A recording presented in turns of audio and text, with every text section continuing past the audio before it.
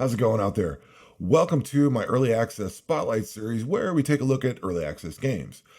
Today's game is White Hell. This one entered early access on August 12th, 2021, and is described as a retro-style first-person shooter set in Frostbound Finland after the apocalypse. I grew up with games like this, your Dooms, Quakes, all those kind of things from back in the day. I've recently got into stuff like Duke Nukem and actually played through and finished that. I still have yet to go through something like Shadow Warrior. I mean, I've played a little bit, but these games are kind of foundational to me. I've played a lot of them. I love playing them. I love all these new ones that have came out, like Dusk and Herat and all these. So this one is definitely no exception, and I think it's well worth taking a look at. Currently, it has 9 levels, which I would say play through very well. I could almost live with the game being the way it is. I know there's going to be more added to it. I'm pretty sure there's going to be more added to it because it didn't really just end, but it quit, you know. I was pretty satisfied when it got done. It feels definitely like, say, a chapter, like there's going to be another chapter or whatever. But there's 9 levels. There's 16 enemies you can fight through with 12 different weapons. Maybe all that grows over time, I'm not sure, but I found the game to have enough variety in the way the levels and the bad guys you were fighting and the weapons you had. I found enough variety in it that it didn't get stale at any point in any of the levels that I played. In fact, I loved the differences in the levels. I mean, you could tell, say, references to other games through the levels, which we'll get into. Speaking of references, there are just an absolute ton of references in here. And these aren't the kind of references that define the game. Like, they didn't...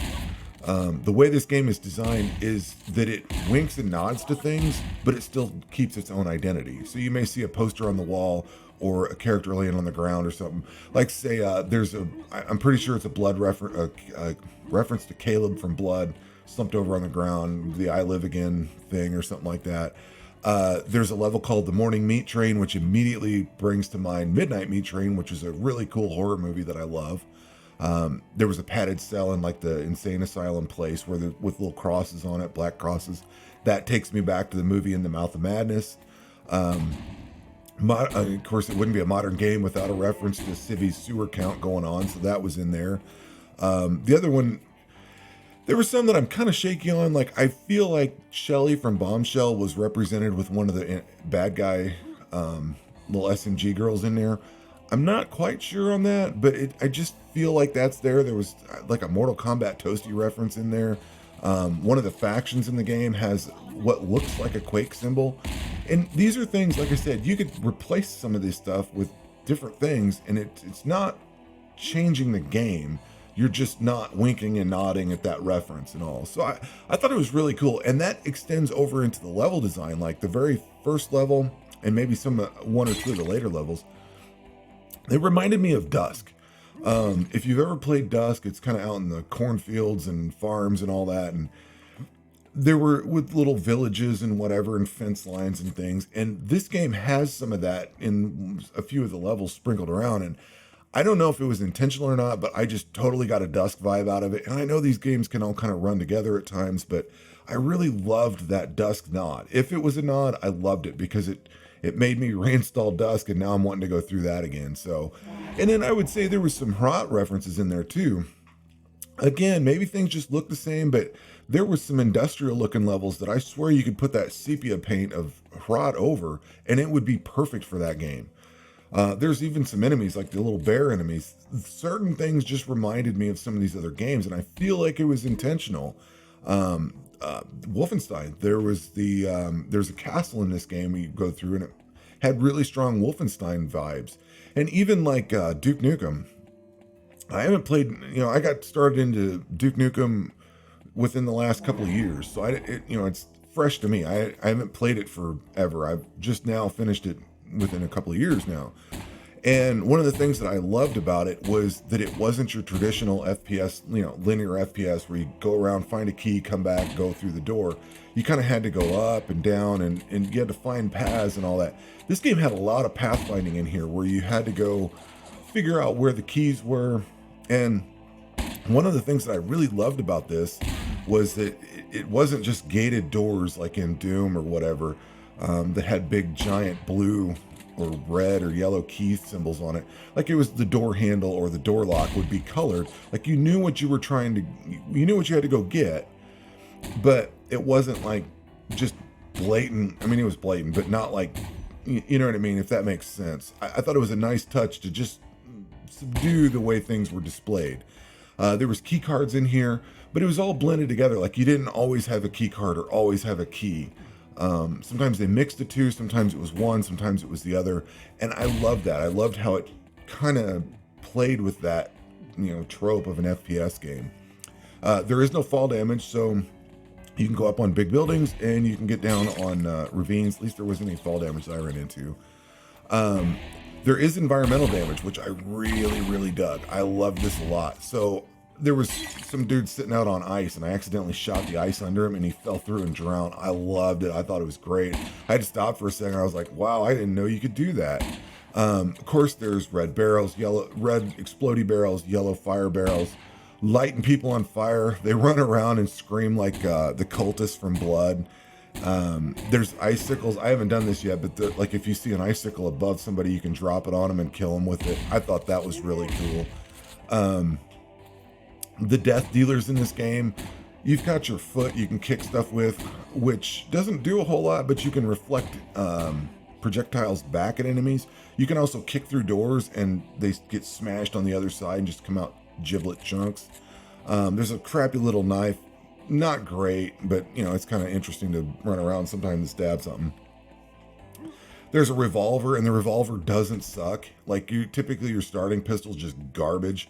This wasn't bad. I found myself using the revolver quite a bit, especially as I ran out of ammo or needed like a precision shot above some dude with a shield or something. So instead of wasting some of the other ammo I had, I'd switch to that, and it wasn't horrible.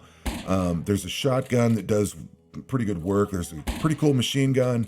There's a bolt action rifle, like your power weapon or whatever, power rifle. It just kind of one shots a lot of things, or two shots. There's a grenade launcher. Problem I had with grenade launchers, you kind of had to loft it up over a fence or something, and it would kind of bounce back at you. I took a lot of damage from that because I'm not a great shot with it, but it felt like it was hard to get over things. Like you had to aim a little bit higher than you needed to, but it did work too. I mean, if you hit an enemy with it, they just melt into bloody goo. Flamethrower was pretty cool. Like you could rock and roll with the flamethrower. You'd see a herd of guys coming at you. You just torch them all and watch them run around burning. It was great. I got into the last one or two levels, and they pulled out the anti-tank rifle.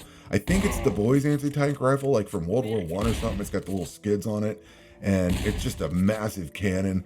Well, you shoot one of those things downrange, you can see it flying through the air and then hitting whatever's on the other side, and that does some pretty good work too. There is a sword that has some kind of power-ups to it, which I think if you find these cubes adds power-ups to the other weapons. I didn't really use it a whole lot, aside from accidentally hitting the Q button and setting it off. I found I just had plentiful ammo and I didn't really need that thing all that much. There's one boss fight in this thing.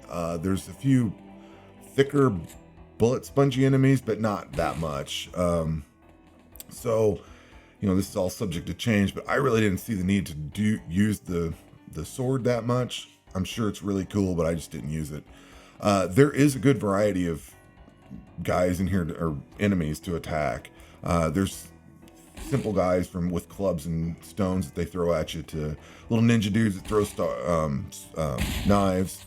I think there's like some cooks or something that throw cooking knives. I was hard to tell. They were bloody goo before I could get up close to them. There are these shock soldier looking guys that may have like a SMG or a laser gun or something. There's some big bears that have rockets. I mentioned it earlier, but I think Shelly from Ion Fury is represented by these chicks. At least that's the vibe I get. I just the way that they're designed reminds me of that character from Ion Fury. I'm not sure if it is or not, but it just reminds me of it. There's some dudes with shields. They're pretty cool. They'll come up, bang their shield, and come after you. They do reflect grenades back. Mental note, that one took me by surprise. I know I should expect the shield to bounce back, but I'm pretty sure the guy just did a lunge and knocked it back at me, which I thought was hilarious. I haven't rewatched it yet, but I had to stop and think for a minute. I'm like, wow, that was pretty cool. I kind of expected the grenade to hit the shield and explode, not bounce. So, because it's on contact grenade. Then there's like these Combine soldiers from Half-Life, like they got the gas mask, you know, they look like that. There's some other enemies in here. I don't know. I really enjoyed the variety of enemies. I didn't feel like the levels got stale, even though you were kind of fighting the same dudes over and over. They were presented in such a way that it was a group here and then a different group here. You know what I mean? Like you just kept coming through different groups of bad guys. It wasn't always the same thing. Good variety. Overall, this is what I would call a pretty stock first-person shooter. So if you're bored with that genre by now, then you'd probably give this one a pass. But I still think I love this game. I am not bored with this kind of game at all. This is my bread and butter. So I really loved it. I don't have any negatives for this game. In fact, the only negative I can honestly tell you that I have, is that it's just not finished. I didn't run into any bugs. I didn't run into any crashes. I didn't run into anything that made me reload my save other than my stupidity and dying. I had no issues with it. I thought the levels were well designed. The sound, oh my God, I forgot about the sound. So I'm not sure if it's the composer, the developer or composer of the music, the game Ultrakill. I don't know if it's the person that developed it and composed it or just composed the music on it. But Hikita, that composed the music for Ultrakill, composed the music on this. I'm not sure if he's the developer of Ultrakill or not. I do have Ultrakill, I just haven't played very much of it, so forgive me if I'm getting that wrong. But he did the music on this, and the music kicks ass. I found myself listening to it a lot. And I'd be in a battle, and if you take something like Doom Eternal, the music kind of blurs together because you've got all the combat going on, and the music and everything just kind of mixes together, and you're just a blur of death, and that's it. You don't really get time to appreciate everything. You take a game like this, the battles are a little bit sparser, a little bit more sparse, I should say. You're not up to your elbows in bad guys constantly. So you can listen to the music, you can enjoy the background noise, you can enjoy the combat noises. Everything is something you can focus on and listen to this and then go over here and focus on this. And the way that all the sound effects and the music and everything blends together is very nice. Really enjoyed that aspect a lot. Like I said, I kept finding myself listening to the music. Not that I would listen to this like outside the game necessarily. I'm not somebody that listens to soundtracks, but inside the game, it wasn't distracting. It wasn't something that I wanted to turn down or turn off or whatever. It just blended right in, and I feel like it went really well with this game. There's some, and the music doesn't, I don't think the music pumps when you get into combat. I think it's the same song playing throughout. So you're in like this winter area, and it's kind of a somber, little quiet song, sort of. Not blasting in your ears and pumping, you know, heavy metal. I mean, I love that kind of music, but I think this really fit. The music in this game really fit. The sound design was really good. And I really love this game. So that's why we're bringing you this, or that's why I'm bringing you this video right now. I think it's a blast. I've enjoyed it. I loved what I've played. I cannot wait to see what else comes from this. I feel pretty satisfied with my purchase now because I got to play through 9 levels that were really solid, and I loved the whole time. There wasn't any of the levels or any of the enemies that I hated. And one last thought on this. I am not the kind of person that runs a game up on Ultra Nightmare and then goes and brags about how fast I beat the whole game or the levels or whatever. I don't care about that. I typically play on normal, and I want a challenge, but I don't want like, oh my God, I hate the game because it's just too hard. The reason I mention that is because I played this game on, I think it's called Tipsy, which is basically your normal difficulty. I found the game, I don't want to say it's easy, but I found that I want to increase the difficulty. Like I said, I don't think the game is easy. I think this difficulty was fine. What I took from it was that I had plenty of ammo, and I never really used the sword that much. So a higher difficulty, I could see myself playing this on a higher difficulty because it wasn't as much of a challenge as normal typically is. And that is not a knock in any way, shape, or form. I just enjoyed it that much. And when I play through this again, it's going to probably go up on a higher difficulty level. And I like that because I like games that want me to turn the level up. I don't like games that want me to turn it down necessarily. I know Blood's that way. Doom Eternal really feels like it wants me to turn it down because that's just too overwhelming. It's just too much. But I'm getting kind of off topic. I loved pretty much everything about this game. Aside from the fact that it's not complete, I don't have a complaint. So, all that said, hope you enjoyed the video. I hope you enjoyed the game, more importantly, because I think this is a worthy game to pick up and play and enjoy. And, with this resurgence of boomer shooters, I am in hog heaven with all these games coming out. I hope to have more videos soon on a few others. And that will do it for this episode. We will catch you on the next one. Take care.